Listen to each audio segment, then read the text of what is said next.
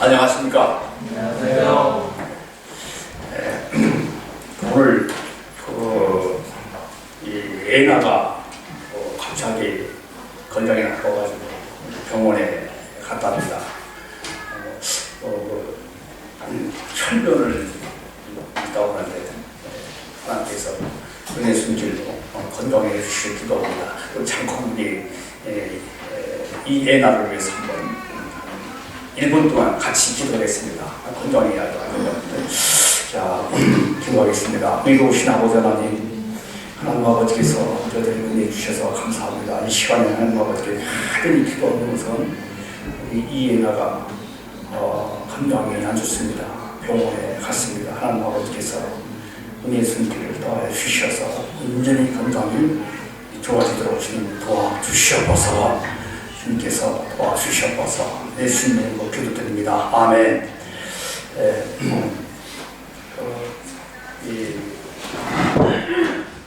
지난 2월 4일 날 독일의 김영애 선교사, 김영애 선교사 아버님이 또 돌아가셨습니다.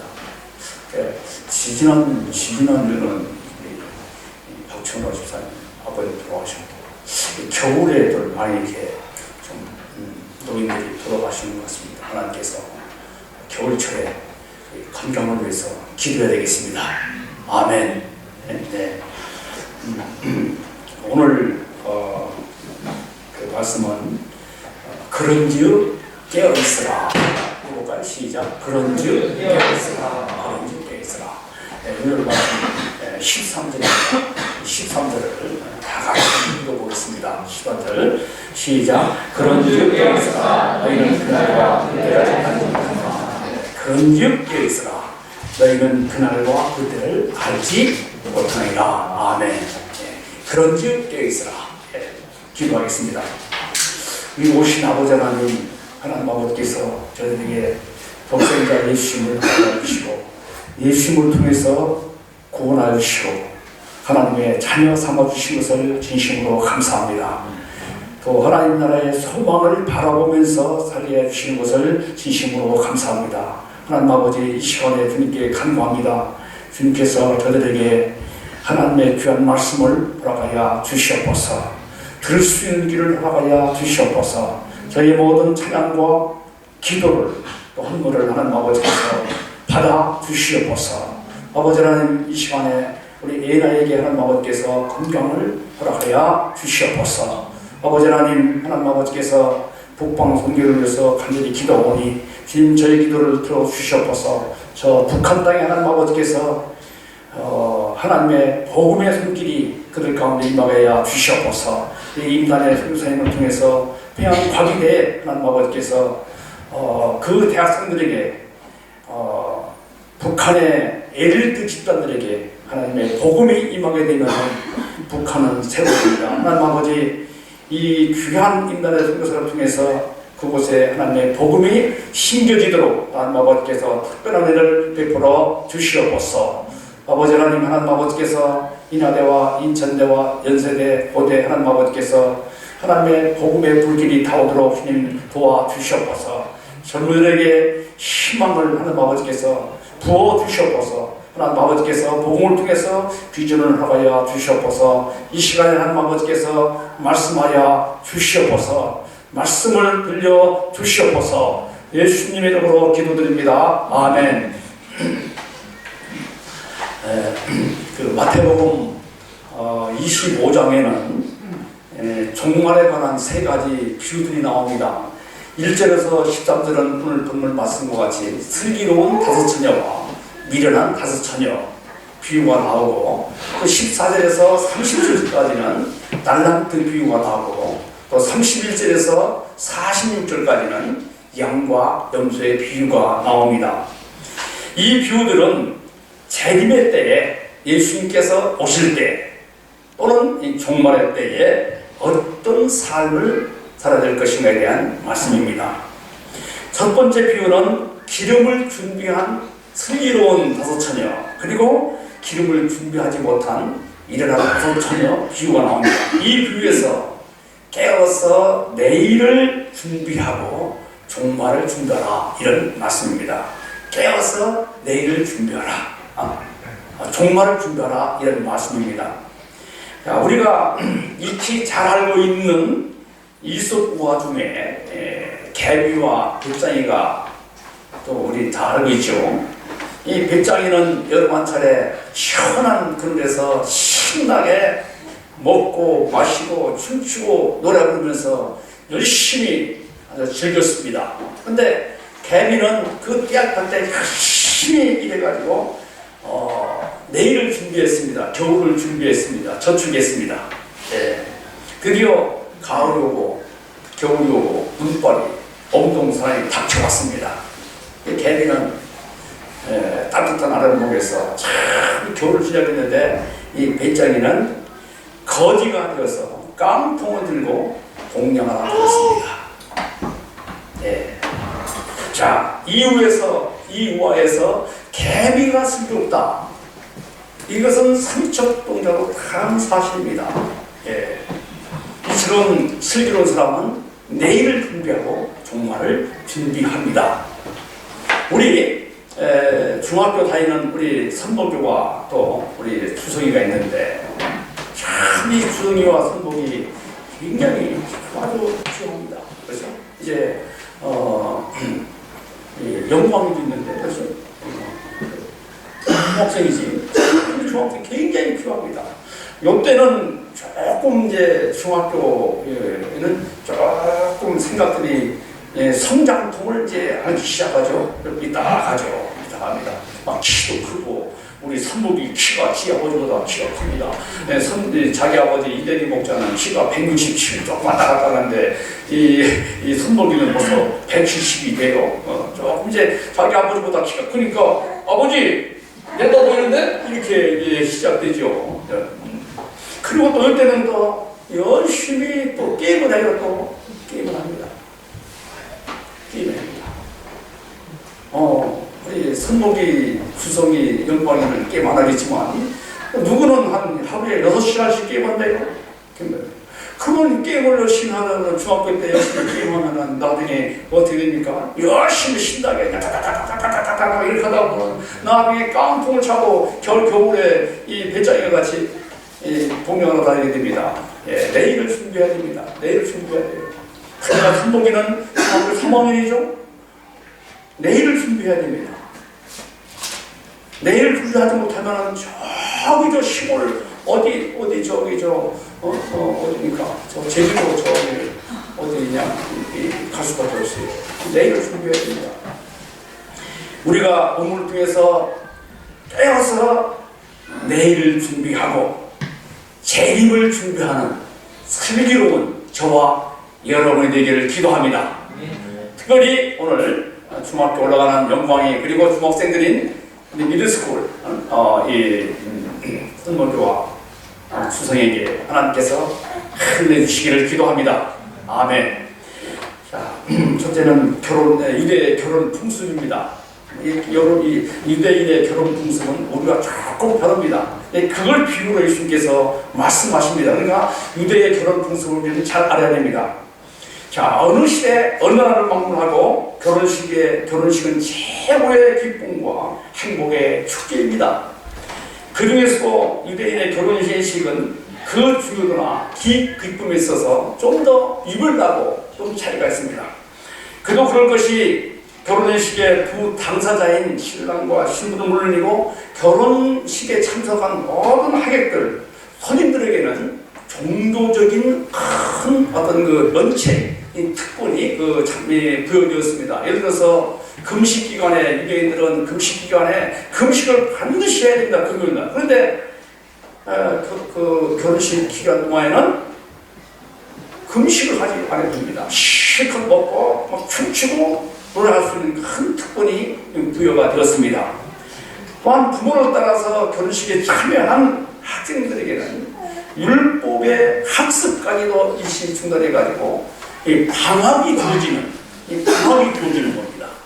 이렇게 큰 특권이 부여가 되죠. 이처럼 그들은 결혼의식을 어떤 것보다도 아주 중요하게 여겼습니다. 그리고 유대인들의 결혼 풍습은 좀 특이하고 좀 낭만적인 데 있었습니다.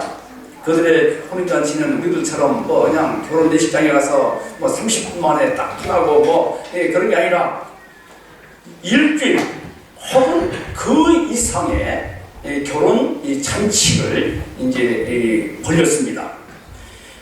결혼식은 낮에 하는 것이 아니라 저녁이나 한밤중에 결혼 내식을 올렸습니다. 일주일간의 결혼 축제가 정해졌으면은 이제 이번 이제 결혼 우리 는 이제 일주일 동안 결혼하겠다. 일주일 동안에 결혼 축제를 하겠다. 이렇게 정해지면은 신랑은 친구들과 함께 일주일 동안 신나게 그냥 즐기는 겁니다. 이제. 네. 한편 신부 집에서는 신부의 친한 친구들 들러리들이 막 춤추고 노래하면서 신랑을 기다리며 신부를 즐겁게 해 주었습니다. 이때 신랑은 신부집에 예고 없이 갑자기 들이닥쳐가지고 신랑을 기다리는 신부의 들러리들을 갖다가 좀 당황스럽게 만드는 이것이 큰 재미로 여겼습니다. 자, 그런 이유로 신랑은 주로 밤이나 그리고 아직 해가 뜨지 않은 새벽 시간에 기습적으로 신부집을 찾아갔습니다. 이때 신랑 친구 하나가 앞서서 외칩니다. 신랑이 오고 있습니다. 나와서 신랑을 맞으십시오. 이렇게 외칩니다. 예. 자, 이런 절차를 마치고 신부를 데리고 신랑 집으로 가게 되는데 그때 신랑 집까지 가는 길 긴 행렬이 벌어지는 겁니다. 뭐 촉충객 하객들 그렇죠. 친구들이 이제 신랑을 이제 따라서 이제 신랑 집으로 가서 이제 또 이제 축제가 벌어지는 겁니다. 이때 결혼식에 잔치에 초대받은 손님들은 이 행렬에 그 등을 준비한 연회가 준비된 거기는 반드시 등을 들고 있어야 됩니다. 등불을 들고 있어야 됩니다. 네. 등불을 준비하지 못한 사람들은 신부는 물론 들러리들, 하객들도 그 신랑 행렬에 낄 수 없고 또 신랑 연회에 참석할 수 없었습니다. 네. 그리고 신랑 신부가 도착하면은 잔치집 대문이 닫히는 겁니다. 이제 탁 닫히는 거야. 이후에 그 누구도 신랑 신부의 안전을 위해서 들어갈 수 없고 들어가면 딱 문을 안에서 걸어놓은 겁니다. 그러니까 안에서 열지 않으면 누구도 들어갈 수 없어요. 이것이 유대의 혼인 잔치였습니다. 예수님은 이 혼인의 비유를 해가지고 다음과 같은 중요한 메시지를 우리에게 주시고 있습니다. 자, 첫째는 형식적인 신앙생활의 경고입니다. 뭐라고요? 형식적인 신앙생활에 대한 경고의 메시지가 바로 이 말씀입니다. 1절에서 4절 한번 읽어볼까요? 1절 4절 시작. 그때 시작.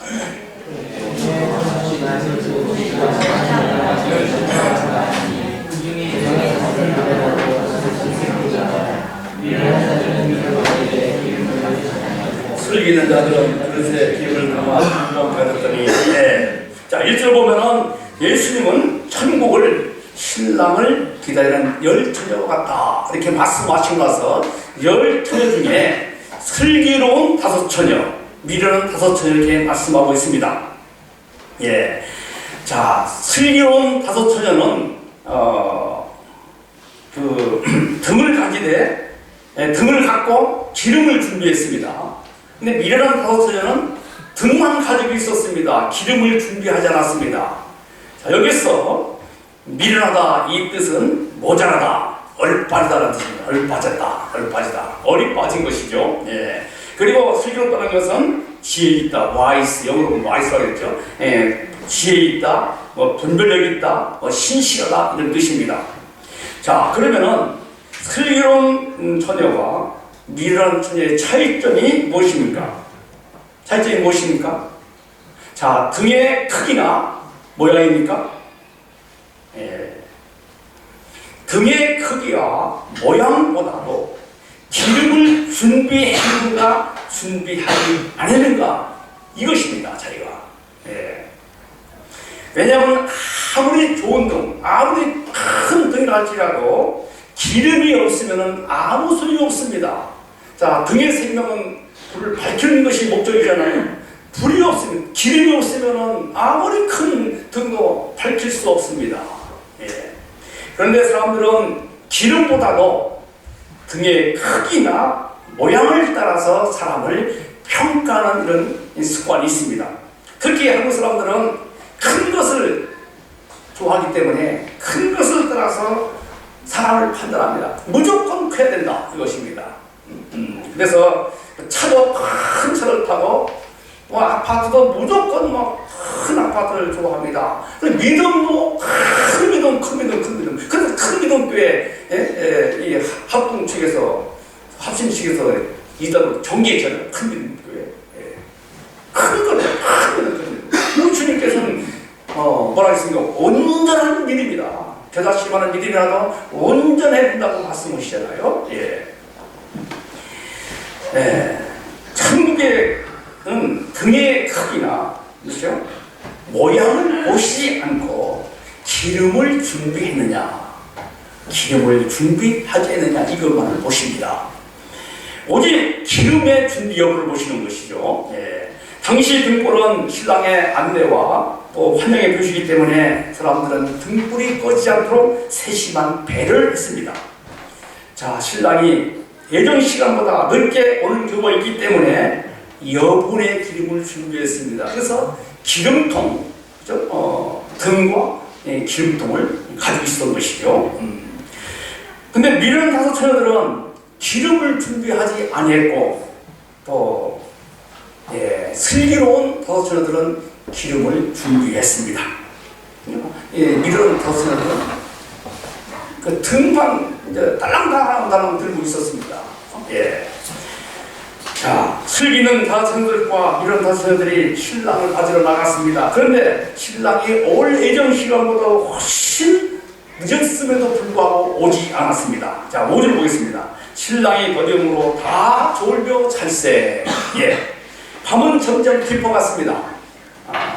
열 처녀들은 신랑한테다가 졸다가 모두 다 10명이 모두 잠을 잤습니다. 그렇죠? 10명이 모두 잠을 잤습니다. 우리는 여기서 미련한 다섯 처녀나 슬기로운 다섯 처녀나 모두가 형식면에 있어서 별 차이가 없다는 것입니다. 그렇죠? 네. 처녀들이랑 이름, 처녀들이라고 하잖아요. 처녀들. 이름 똑같죠. 또 같은 옷을 입었습니다. 신랑을 맞이하는 목적도 똑같았습니다. 그리고 모두에게 등이 있었고 또 기름을 넣을 그릇도 있었습니다. 그리고 똑같이 신랑을 맞이할 준비하다가 늦게 오므로 졸았습니다. 또 잠들었습니다. 또 모두 결혼의식에 초대도 받았습니다. 다 신랑을 기다렸습니다. 다 똑같잖아요. 예. 일적인 모습은 다 똑같습니다. 슬기로운 다섯 처녀나 미련한 다섯 처녀나 다 똑같습니다. 그들은 신랑이 올 때까지 그 차이점이 없었습니다. 다 똑같았어요. 예. 그런데 다른 것이 하나 있었습니다. 그것이 무엇입니까? 기름의 준비였습니다. 기름의 준비. 지혜로운 다섯 처녀는 기름을 준비하였고 미련한 다섯 처녀는 기름을 준비하지 않았습니다. 그러면 여기서 말하는 등은 무엇이며 기름은 무엇을 의미합니까? 네. 일반적으로 보통 기름을 성령으로 이해합니다. 성령의 기름을 채워라 이런 가스펠송도 있잖아요. 예. 그러나 등은 시각적인 측면에서 각종 신앙 생활을 의미합니다. 예를 들어서 봉사, 구제, 선교 이런 외적인 눈에 보이는 시각적인 그리고 기름은 내적 측면의 신앙 행위를 말합니다. 잘 보이지 않습니다. 하나님과 신령한 교제, 그렇죠? 거룩한 삶, 경건한 삶, 성령의 내주 이런 것들이 기름이라고 볼 수 있습니다. 자, 따라서 등의 기름은 우리의 신앙생활의 내용을 의미합니다. 내용. 삶의 내용을 뜻합니다. 다시 말해서 기름이 내적이라면 등은 액적이고 기름이 내용이라면 등은 형식이라고 할 수 있습니다. 내가 지금 예배당에 나와서 예배를 드립니다. 이것은 하나의 형식입니다. 자, 우리가 찬송을 부릅니다. 하나님을 찬양하는 형식입니다. 우리는 하나님께 기도드립니다. 하나의 형식입니다. 그러나 이 형식 속에 내용도 함께 있어야 됩니다. 예. 말씀을 들을 때 내게 주신 하나님의 음성을 받고 깨달아서 돌이켜 감격하고 가슴이 뜨거워지는 내가 형식적인 신앙생활이구나. 돌이켜서 회개하고 감격적인 그죠? 하나님의 놀라운 경험을 경험해야 됩니다. 그런 찬송을 들을 때 내 심령 깊은 곳에서 하나님을 찬양하는 겁니다. 그 기도할 때 하나님께 감사와 그리고 하나님께 의심하지 않는 기도를 드리는 겁니다. 하나님께 기도하면 모든 것을 다 응답하신다. 내가 지금 기도를 드린다. 그 기도가 하나님께 다 상달되어서 하나님께서 기도를 반드시 응답하신다. 이건 그 믿음의 확신과 하나님께서 들으실 것을 믿는 이 기도를 드려야 됩니다. 예. 예. 자, 형식과 내용은 모두가 다 중요합니다. 형식은 내용을 아름답게 만듭니다. 자, 내용이 없는 형식, 형식이 없는 내용, 형식이 없는 내용은 천박합니다. 반면에 내용이 없는 형식은 우선이 됩니다. 예, 둘 다 중요한 것이죠. 예. 그러나 문제는 언제나 내용이 없는 형식이 문제가 됩니다. 그래서 예수님께서 23장에서 바리새인들과 서기관들에게 화 있을 계속 형식적인 바리새인들과 서기관들에게 그 형식과 위선을 책망을 하신 것입니다. 자, 우리의 신앙의 내용은 평소에는 잘 드러나지 않습니다. 다 똑같잖아요. 슬기로운 다섯째나 미련한 다섯째나 평소에 다 똑같잖아요. 다 똑같습니다. 그런데 문제는 우리의 삶의 위기가 닥칠 때 그 모습이 다 드러납니다. 어떤 어려움이 닥치면은 어떤 사람은 하나님과 사람을 원망하고 막 불평합니다. 그리고 세상으로 마음이 그쪽으로 가죠. 그러나 어떤 사람은 그 위기의 순간에도 내 삶을 주관하시는 하나님을 찾고 하나님을 의지하고 하나님을 신뢰하고 하나님께 내 인생을 맡깁니다. 자, 다윗은 위기의 순간에 하나님을 찾고 하나님께 자기 인생을 맡겼습니다. 자, 시편 56편 3절을 보면은 내가 두려워하는 날에는 내가 주를 의지하리다. 예. 내가 두려워하는 날에는 내가 주를 의지하리다. 여기서 의지한다는 것은 그대로라는 것입니다. 우리 어린 아이들이 엄마를 그냥 매달리는 똑같은 것입니다. 예. 다윗은 위기의 순간에 또 주님을 의지하고 주님을 믿고 주님을 붙들고 주님을 신뢰하고 주님께 자기 인생을 맡겼습니다. 예. 하나님은 내적이고 형식적인 것보다도 내적인 내용을 더 귀하게 여기십니다. 그러므로 우리는 외모보다도 내면을 가꾸고 형식보다 내용을 채워야 될 줄로 믿습니다. 다른 사람에게 보여주는 형식적인 신앙생활, 이것에서 벗어나서 내면 깊은 곳으로 나오는 내용이 있는 하나님을 정말 신령으로 영접하고 의지하고 찾고 찬양하는 이런 내용을 주님께서는 귀하게 여기시고 그런 신앙을 원하십니다. 어떤 경우에도 우리의 신앙의 형식이 내용을 대신하셨다는 점을 깊이 아시고 내용이 있는 신앙생활 하시기를 기도합니다. 자, 둘째는 누구도 나의 믿음을 대신할 수 없습니다. 누구도. 우리나라 내가 어떤 한 분을 만난 어떤 집사님 만났는데 그런 얘기하더라고요. 저는 믿음이 없어요. 그런데 우리 아내는 그냥 뭐 믿음이 좋아요. 저는 이 아내의 치마자락만 붙들고 있으면 됩니다. 이런 얘기를 하더라고요. 네, 그거 정말 아주 위험한 생각입니다. 예. 자, 한밤중이 되었습니다. 그때 소리가 났습니다. 6절을 보겠습니다. 6절.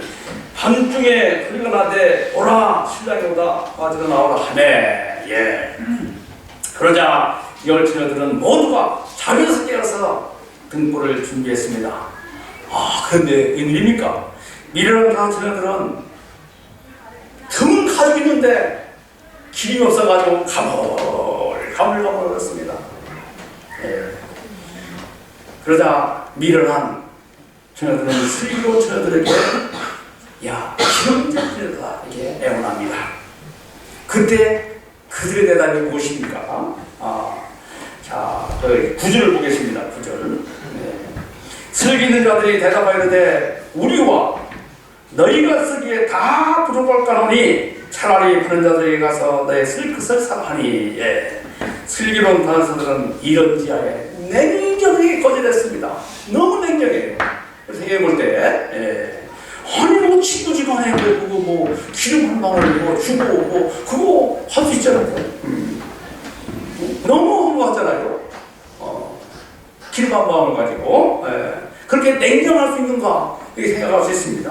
그리고 너무 인색하지 않은가 뭐 기름 한 방울 가지고. 예.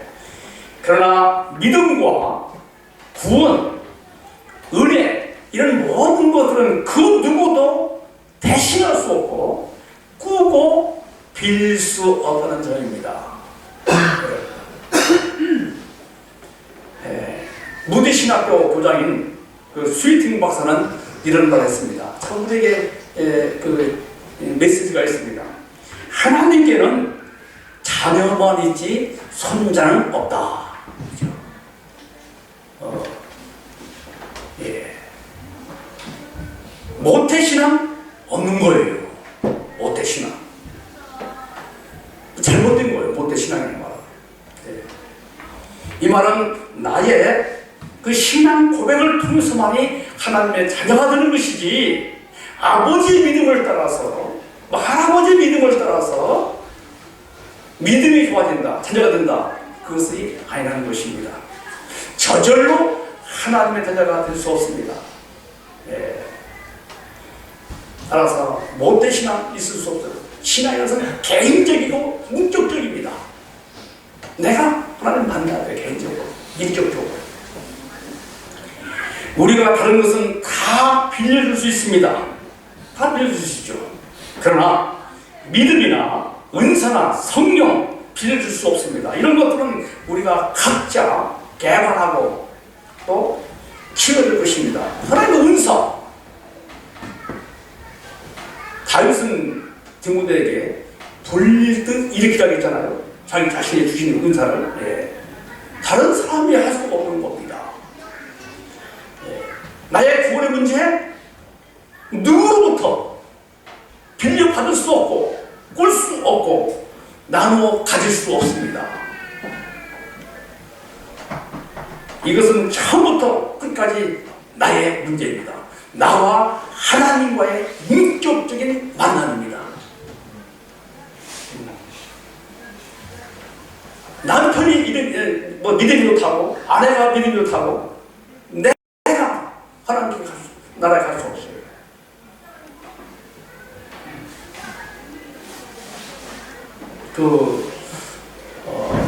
이스라엘에 가면은 좁은이라는 교회가 있어요.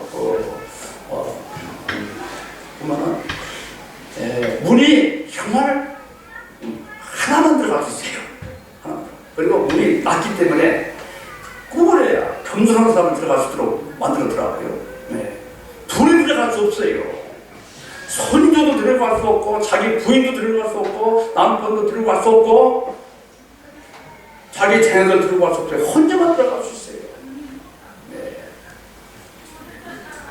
그러므로 하나님과 나의 관계는 개인적이고 인격적인 하나님과의 만남에서 비롯된다. 이것을 우리는 잊어서는 안 됩니다. 그리고 혼인잔치는 단순히 기쁘고 즐거운 것으로 끝나는 것이 아닙니다. 이 혼인잔치는 예수님의 어린 양의 혼인잔치로 이 잔치에 참석하느냐 참석하지 못하느냐, 이것은 구원과 심판, 영생과 멸망의 하나의 갈림길입니다. 이 잔치는 예수님의 재림과 함께 들어갈 수 있는 하나님의 나라입니다. 그래서 요한은 이렇게 말씀합니다. 계시록 10장 불러보면은 천사가 내게 말하기를 기록하라. 어린 양의 혼인 잔치에 창함을 받은 자들은 복이 있도다 하고, 또 내게 말하되 이것은 하나님의 참되신 말씀이라 하기로. 어린 양의 혼인 잔치에 창함을 받은 자는 복이 있다고 말씀했습니다. 복이 있다. 이런 혼인 잔치를 어떻게 양보할 수 있습니까? 양보할 수 없습니다. 세상에 보이는 것들은 양보할 수 있습니다. 그러나 구원과 영생, 그렇죠? 심판과 멸망을 어떻게 양보할 수 있습니까? 우리의 믿음은, 우리의 구원은 하나님과 나와의 관계의 문제입니다. 세 번째는 내일을 준비하라는 것입니다. 내일을 준비하라. 내일을 준비하라. 선목이 내일을 준비해야 됩니다. 미련한 사람들은 기다리고 졸고 있을 때 마음만 있으면은 기름을 준비할 수 있었습니다. 시간이 있었거든요. 그런데 그들은 준비하지 않았습니다. 그러면은 미련한 다사들이 왜 준비하지 않았을까요? 준비할 수 있었어요. 그들은 신랑이 오는 시간을 자기 나름대로 생각했습니다. 내 인생이 영원한 줄 알았어요. 늙음이 오고 병들고 늙이 오는 그 시간을 생각하지 않았습니다. 그는 자기 경험, 자기 방법, 자기 계획을 기초로 준비했습니다. 그들은 자기 중심적이었고, 그들의 생각은 깊지 못했고 아주 근시안적이었습니다. 반면에 슬기로운 사람은 자기 편에서 준비한 것이 아니라 신랑 중심으로, 신랑이 언제 올지라도 준비하는 신랑 중심으로 계획을 세웠습니다. 한마디로 슬기로운 처녀들은 하나님 중심이고, 미련한 처녀들은 자기 중심이었습니다. 미련한 처녀들은 기름통을 들고 있는 슬기로운 처녀들을 평소에 조롱했습니다. 비웃었습니다. 얘들아, 너희는 뭐게 뭔 기름통을 준비하느냐? 야, 냄새나다. 기름 냄새나다. 냄새나. 너 어떤 예수님이냐? 치워라, 치워. 우리가 좀 부담스럽다. 이 조롱했습니다. 미련한 처녀들은 오히려 슬기로운 사람들을 갖다가 미련한 사람으로 취급을 했습니다. 자, 그들은 생각이 깊지 못해서 먼 장면을 내다보지 못했고, 눈앞에 있는 현실만을 쫓았습니다. 눈앞의 현실. 그들은 비전이 없었고 저 높은 것을 바라보지 못했습니다. 뿐만 아니라 그들은 신랑이 더뎌온다 할지라도 뭐 기름을 빌려 쓰면 되지, 이런 생각을 했습니다. 아니라는 생각했습니다. 지금까지 그들은 무슨 일이 생기면은 생길 때마다 그렇게 해결했어요. 한 번에 이런 다수녀들이 갑자기 이렇게 된 건 아니에요. 평소에 그런 습관이 모여가지고 지금의 현실의 결과가 이렇게 나타난 것이죠. 그들은 그 레포트도 자기 손으로 쓰지 않았습니다. 다른 사람의 것을 베꼈습니다. 야, 좀 보여줘. 그거 가지고 뭐 그래. 그러다가 어떻게 사냐, 뭐 그럭저럭 유급을 면해가지고 졸업한 거예요. 졸업했나 안 했나 모르겠지만 면한 겁니다. 그들의 철학이 뭡니까? 닥치면 어떻게 되겠지. 지금까지도 그렇게 살아왔는데 이런 철학이었습니다. 그리고 그들이 기름을 준비하자는 것은 기름을 추천해요. 또 투자를 해야 됩니다. 돈을 내야 됩니다. 시간을 투자해야 되죠. 예, 그들은 한마디로 십자가를 지기 싫어하고 헌신을 싫어하고 아내를 즐겼습니다.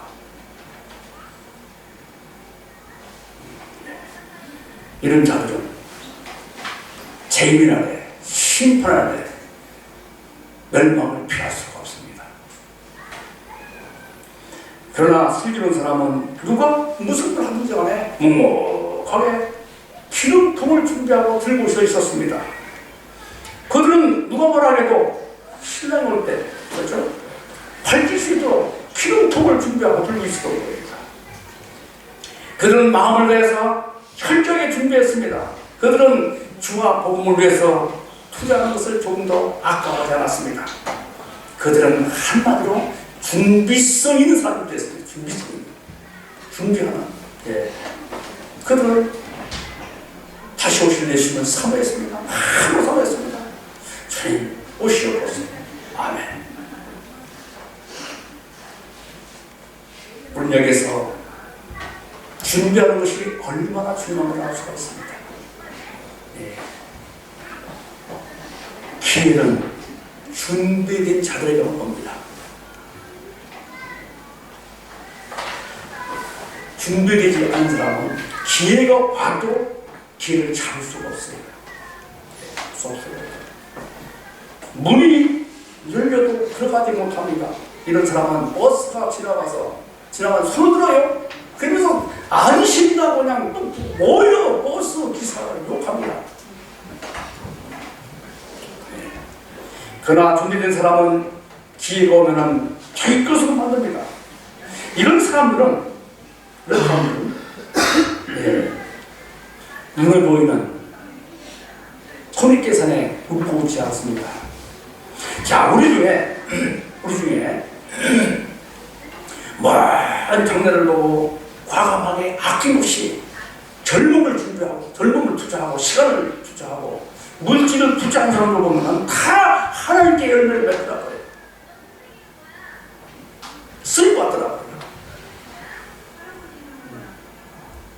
제가 92년도 제가 이제 인천에 1982년도에 이제 개척했고요. 1990년도에 우리가 모두 우리가 지성계의 목자가 되자, 지성계의 거목이 되자.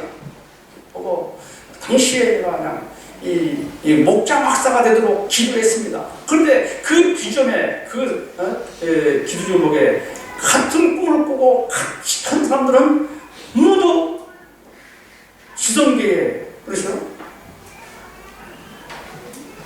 거목이 됐어요. 그래서 외국의 뭐 박이삭 통교사, 이 박이삭 통교사는 정말 이 맹탕이었어요. 맹탕했어요. 공대에 들어간 사람이 미적분도 잘 모르고 전혀 그 공업수학도 제대로 풀지 못한 맹탕이었어요. 그리고 한 3학년 때부터 그냥 군대 갔다 와가지고 왔어요. 근데 그 꿈을 공유했어요. 열심히 자기가 노력했습니다. 열심히 노력했어요. 공통수학부터 풀기 시작했어요. 그 중고등학교 때 공통이고. 그랬을 때 그가 독일에서 아이비 군대가 굉장히 아주 유명하죠. 인하공대하고 같이 이제 잘매기를 거기서 학을 받고 지금 아이비로에서 교수가 돼가지고 학생들을 돌보고 있고 또 계명대 학생들을 갖다가 또 이 잘매기를 맺어가지고 계명대학과 그 학생들을 돌보고 있어요. 또 고등대 학생들을 섬기고 있습니다. 그렇게 되더라고요. 예. 내일을 준비한 겁니다. 내일을 준비했어요. 예. 우리는 내일을 준비해야 됩니다. 내일을 준비해야 됩니다. 준비해야 됩니다. 우리 선목교가 이름이 선한 목자, 선목교 이름이 참 선한 목자 아닙니까? 선한 목자가 되기 위해 준비해야 됩니다. 지금 그냥 매일 게임이나 하고 그냥 그냥 이렇게 배짱이 같이 그냥 그러면은 나중에 20대 가가지고 뭐가 될지는 잘 모르겠습니다. 준비해야 됩니다. 우리가 모두 준비하는, 내일을 준비하는, 미래를 준비하는 이런 여러분 되시길 기도합니다. 우리는 당장 눈에 보이는 근시안적인 삶을 살지 말고 10년, 20년을 내다보면서 21세기의 지성계의 거목이 되기를 원한다면 영육간의 실력을 써야 됩니다. 준비해야 됩니다. 자기 자신을 투자해야 됩니다. 시간을 투자해야 됩니다. 젊음을 투자해야 됩니다. 그리고 우리는 무엇보다도 믿음과 소망, 사랑으로 준비해가지고 창차오실 예수님을 기쁨으로 맞을 수 있도록 준비를 해야 될 줄로 믿습니다. 자, 네 번째는 구원의 문이 항상 열려있지 않다는 것입니다. 따라서 해볼까요? 구원의 문이 항상 열려있지 않다. 이제 어리석은 바티너들은 친구들로부터 거절을 당해가지고 부랴부랴 기름을 구하기 위해서 기름지고 달려갔습니다. 그런데 어렵게 기름을 사가지고 갔더니 어떻게 됐습니까? 10절을 보겠습니다. 그들이 살아간 사이에 신랑이 오므로 준비했던 자들은 함께 혼인잔치에 들어가고 문은 닫힌지라. 문을 닫으세요. 그 문 열어라고 부르셨습니다. 힘을 줘보십시오. 그 후에 남은 죄인들이 와서 이르되 주여 주여 주여 우리에게 열어주소서. 그들은 부르셨습니다. 주여 주여 문을 열어주시옵소서. 아무리 부르셔도 대답 없는 그 일이었습니다.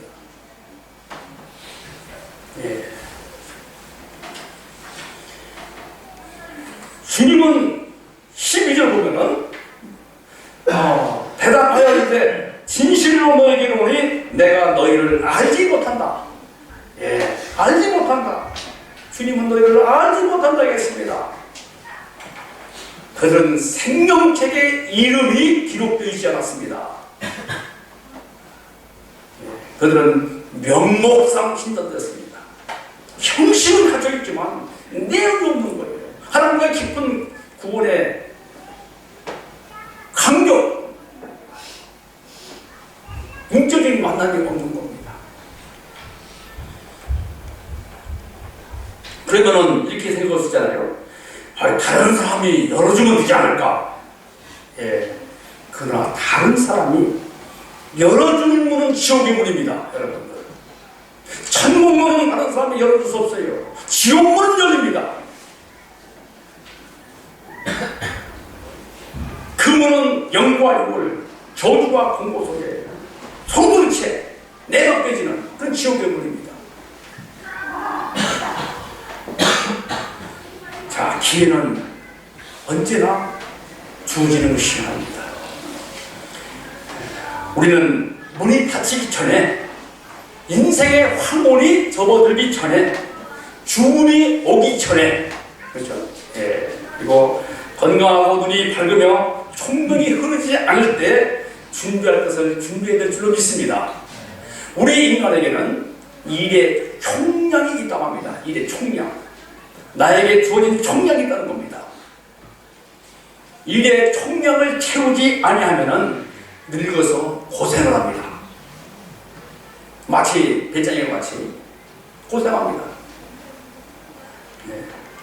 젊었을 때 공부하지 않고 또 일을 부지런히 하지 않으면 늙어서 깡통을 차게 된다는 겁니다. 젊었을 때 열심히 해야 돼요. 근데 우리 노세 젊어서 노세 늙어지면 늙어오니 젊어서 노자 이런 이상한 노래를 부르고 있어요. 우리가 젊어서 주님의 고난에 동참하지 않으면 늙어서 어떻게 됩니까? 자, 요한복음 21장 18절 보면은 예수님께서 그들에게 넌 젊어서 내만 돌아다녔잖느냐. 늙어서는 주님의 띠를 띠고 살 것이라고 말씀했지 않습니까? 젊어서 실컷 보십시오. 나중에 깡통입니다. 주님의 엄청난 고난을 받으면서 살 것입니다. 그런데 평소에 주님을 사랑하면서 참 기쁨으로 살아야 될 줄로 믿습니다. 우리 중에 어떤 형제가 우리 보고 언제 결혼해? 하면 저는 뭐 30대가 열심히 실컷 보다가 실컷 보다가 뭐 이렇게 얘기하는 형제가 있더라고요. 지금도 실컷 보는데 뭘 실컷 보다가 뭐 실컷 보다가 그런다, 이런 사람이 있더라고요. 예. 어느 한순간에 내 인생의 기회문이 닫힐 수 있습니다. 그렇게 되면은 아무리 몸부림쳐도 소용이 없습니다. 그래서 성경은 이렇게 말씀하고 있습니다. 자, 고린도후서 6장 1을 보면은 보라 지금은 은혜 받을 만때요, 보라 지금은 구원의 날이로다. 아멘. 지금이잖아. 지금이 두 번 나오잖아요. 지금은 은혜 받을 만때요, 지금은 구원의 날이다. Now and here. 지금 여기가 바로 구원의 날이로 은혜 받을 만다는 겁니다. 자, 우리 이제 대학에 들어와서 1학년 때는 먼 무르고 실컷 놀다녀요. 실컷 신나죠. 선배들이 뭐 밥도 준다, 뭐 하고 다니고 술 한다고 다니잖아요. 그러다 보면 1학년 1학기 성적을 보면 시들시들해요. 푸들푸들하잖아요. 자, 지금은 구원의 문이 활짝 열려 있습니다. 지금은 기름을 준비할 수 있고, 지금은 하나님의 역사에 동참할 수 있고, 지금은 주님을 의지할 수 있습니다. 내일은 내 시간이 아닙니다. 따라서 할까요? 내일은 내 시간이 아니다. 내 시간 아니다. 예. 내일은 구원의 문이 닫힐 수 있습니다. 내가 용서받을 수 있는 기회, 말씀을 공부할 수 있는 기회, 주님을 섬길 수 있는 기회, 주님 교회를 봉사하고 헌신할 수 있는 기회, 이 기회가 언제나 계속되는 것은 아닙니다.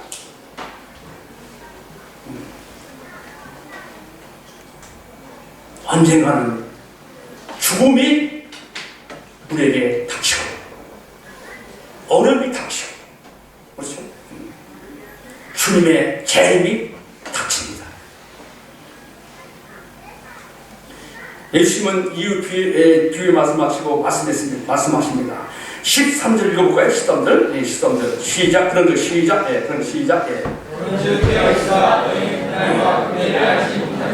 그런지요 깨어있으라. 다 같이 해볼까요? 시작. 그런지요 깨어있으라. 예. 아무도 그리스도의 재림 나라를 알지 못합니다. 또 자신이 세상 나라를 떠난 알지 못합니다. 누구도 몰라요.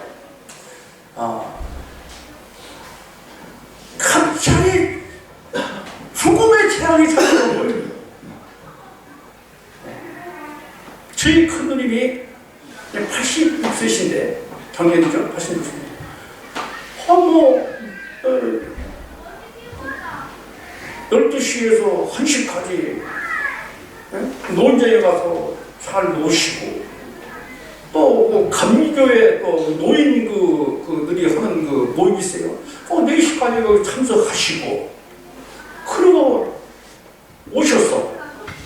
근데 4시에서 9시 사이에 그 누구도 모르는 거예요. 그때 그 시간에. 근데 가보니까 9시에 가보니까 돌아가신 거예요. 갑자기. 그 사람들은 아유 고생 안 하시고 잘 돌아가셨네요. 이렇게 또 위로하는 거 하더라고요. 갑자기 죽음의 자리에 닥치는 겁니다. 예. 내가 언제 어느 때 죽을지 몰라. 그렇기 때문에 내일은 내 시간이 아니에요. 지금 시간은 지금 요 시간이 내 시간입니다. 한 시간 후에 어떻게 될지 몰라요. 지금 이 시간만 내 시간입니다, 여러분. 이 시간이 바로 구원의 날이요 은혜 받을 때입니다. 예기치 않게 갑자기 다가올 수 있습니다. 예수님께서 언제 오실지 몰라요. 언제 오실지 모릅니다. 우리가 그날이 언제 올지라도 기쁨으로 깨어서 주님을 맞이할 수 있기를 간절히 기도합니다. 깨어서 기름을 준비하는, 언제 어느 때 오실지도 알고 주님을 맞이할